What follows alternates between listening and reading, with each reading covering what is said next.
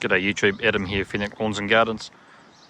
Just thought I'd show you a DIY sheep blocker that we built for our Skag Freedom Z, one of our zero turn mowers. So you can usually pay hundreds for these. So just a bit of a DIY version. So we've used the original guard here, cut that down. It's already got the spring on it. This here is just a piece of thin sheet metal. There's a piece of rubber in between there and another piece of sheet metal underneath. The spring works well. If you just want to do a quick on off, you can grab this from up the top here from on the seat, lock it in place. We've just got a clip here that just goes around, it clips into there. A bit hard to do it with one hand, but you get the idea.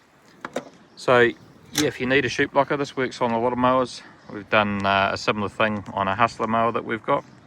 Works well.